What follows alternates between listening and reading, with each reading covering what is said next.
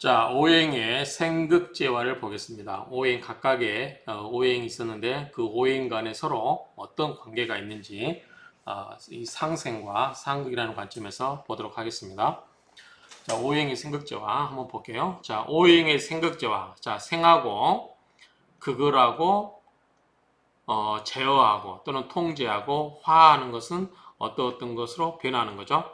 이런 것의 생극재화 원리라고 하는 것은 오행이 상생과 상극으로 서로 조화, 협조, 통일을 이루어 생하고 화하는 게 쉬지 않고 끊임없이 이어지게 되는 오행 상호 간의 관계 및 변화의 기후를 말한다. 그래서 오행 하나가 그 자체가 고정되어서 불변인 게 아니라 오행 간의 상호 작용, 그래서 상호하는 작용 가운데는 무슨 관계? 서로 생해주는 관계가 있고 또 서로 극을 하는 관계, 그런 것들이 있기 때문에 그 오행, 독자적인 그 오행 외에 여러 가지 그 오행 간의 관계를 살펴보는 게 이 상생과 상극의 관계를 보는 것입니다.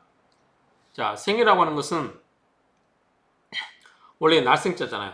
낳게 해준다. 그래서 뭔가 생겨나게 해주거나 또는 뭐죠? 도와주는 거. 그렇죠? 생조하는 의미가 있고 극이라고 하는 것은 누를 극자잖아요. 극제한다. 억누른다는 의미예요.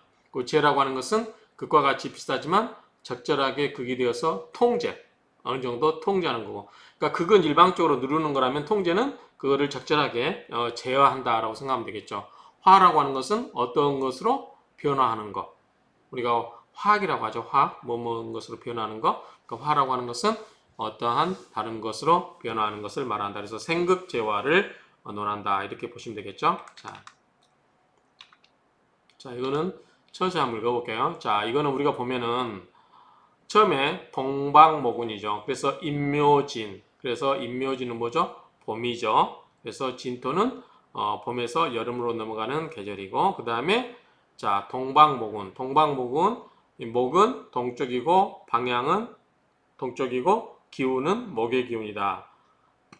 시절로 보면 초봄이죠. 봄의 초봄이 아니라 봄의 계절이고, 임목은 우리가 맹춘이라고 하죠. 처음, 첫매, 만매, 맞이할 때 만맹자죠. 맹동, 아니 맹춘, 그 다음에 맹하, 맹추, 그 다음에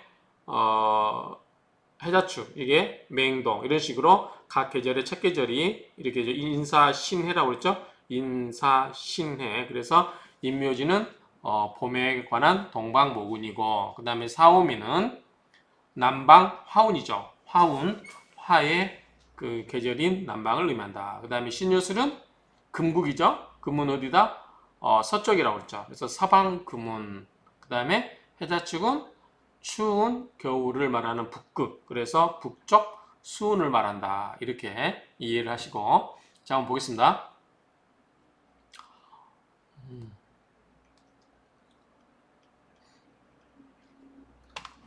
오행의 상생은 서로 생하여 준다 또는 생함을 받는다는 뜻과 같고 또는 서로 돕는다는 뜻이 된다. 봄, 여름, 가을, 겨울의 순서가 된다. 예를 들어서 자, 봄은 목에 속하고 여름은 화에 속하고 화는 다시 중앙에 토를 생하고 얘가 중앙이 토죠. 토를 생하고 토는 다시 가을에 금을 생하고 그 다음에 금은 다시 겨울에 수를 생한다. 그쵸? 수를 생한다. 이와 같이 순환 상생되는 것을 상생한다고 한다. 하루는 새벽을 임묘시가 해당되며 하루에 있어서는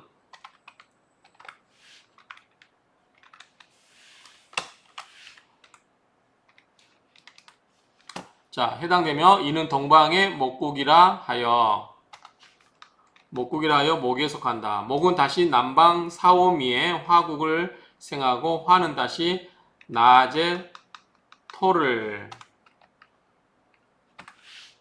생하고 토는 다시 오후에 신유술 금국에 금을 생하고 금은 다시 밤에 북방 해자축 수국에 수를 생하며 수는 다시 새벽에 목을 생하니 하루에도 오행이 순환을 하는 상생이 된다. 자, 이거 설명드릴게요. 자, 앞에서 대충 이제 여러분 많이 중복을 했기 때문에 이제 많이 이제 이해하시겠지만, 자, 이제 봄은 뭐라고 그랬죠? 목이라고 그랬어요. 목은 뭐다? 나무죠. 나무는 불을 떼주죠. 그래서 불길을 살려주죠. 그래서 목생화, 목의 기운이 화의 기운을 생해주는 거예요. 목생화. 그 다음에 화는 뭐다? 화로서 토의 기운을 생해줘요.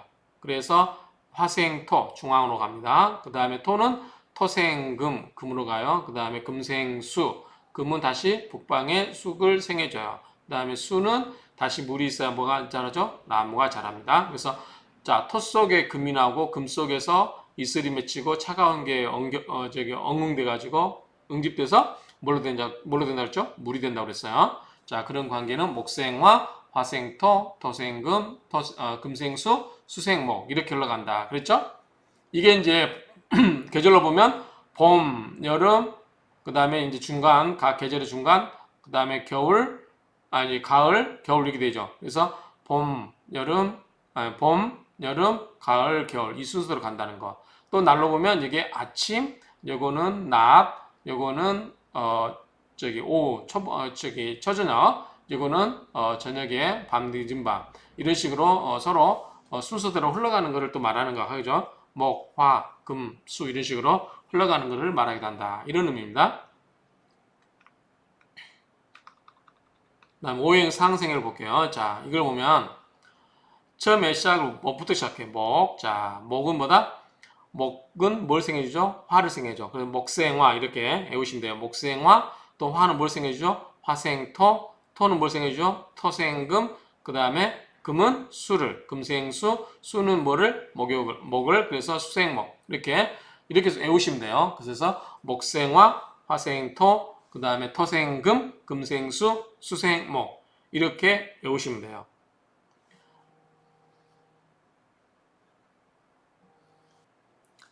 자, 오행 상생이라는 것은 나무는 불을 생하고 뭐죠? 목생화. 자, 불은 흙을 생하고 화생토. 그 다음에 흙은 쇠나 바위를 생하고 그 다음에 토생금. 그 다음에 쇠나 바위는 뭘 생한다? 물을 생하는 것처럼 금생수. 그 다음에 뭐예요? 수생목 이렇게 가죠. 그래서 오행이 목생화, 화생토, 토생금, 금생수, 수생목의 순서대로 서로 자라고 하는 것은 영양분을 주면서 생하는 걸 말하죠. 그러면서 조장, 자, 성장을 크는 거죠. 장은 성장을 뭐예요? 도울 조자죠. 도와주는 거, 그 다음에 촉진의 관계에 내지 모자 관계에 있는 것을 말한다. 그래서 자, 다시 한번 목생화, 화생토, 토생금, 금생수, 수생목. 이거는 그다지 큰 어려움의 이해는 없을 거고요. 이제 제가 많이 궁금했던 게 이 금생수. 어떻게 금에서, 바위에서, 쇠에서 물이 나올까? 예컨대 쇠를 녹이면 뭐가 돼요? 쇠물이 되죠. 그렇죠? 근데 금을 녹이면은 바위를 녹이면 물이 되나요? 그렇진 않죠.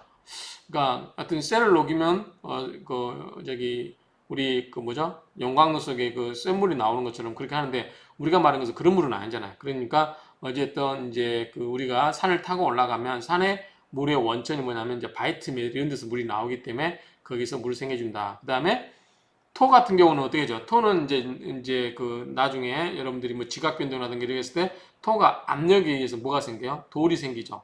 돌로 화되는 거죠. 그래서 토는 금을 생겨준다. 또는 토는 뭐예요? 금을 묶고 있죠. 땅에 돌 같은 거를. 그러니까 그런 의미로 보시면 될 것 같아요. 자, 오행 상생관계 볼게요. 자, 이건 여러분들이 왜 그렇게 하는지 이해를 하라는 거예요. 자, 목생화. 나무는 불쏘시개가 되어 불을 살리며 나무가 아니면 불이 살지 못한다. 화생토. 불이 다 타고 나면 재가 되고 재가 다시 흙이 된다.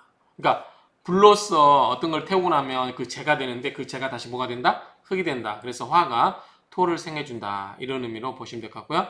토생금은 흙이 오랫동안 눌리고 다져지면 뭐가 돼요? 돌이 되고 쇠가 된다. 그래서 토생금이 되고 금생수는 돌이나 쇠가 모여있으면 그 냉기가 생기고 이슬처럼 물이 맺힌다.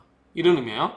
그래서 그런 의미로 보시면 될 것 같고 금생수, 수생목은 물이 있어야 나무가 살며 물이 아니면 모든 식물이 자라지 못한다.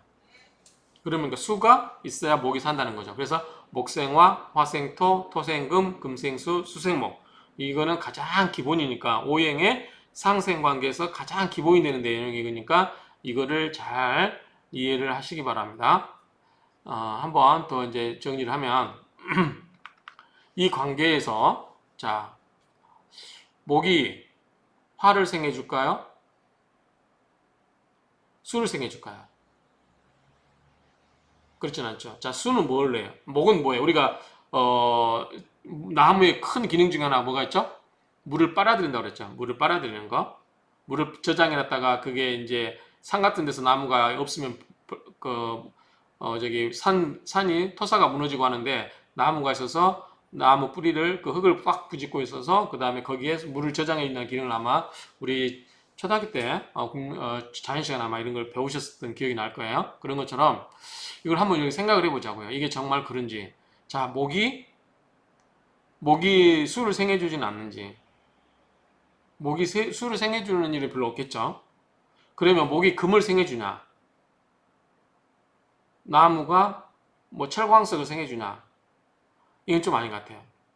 목이 토를 생해주냐? 목이 살아있으면 토를 생해줄 수는 없겠죠.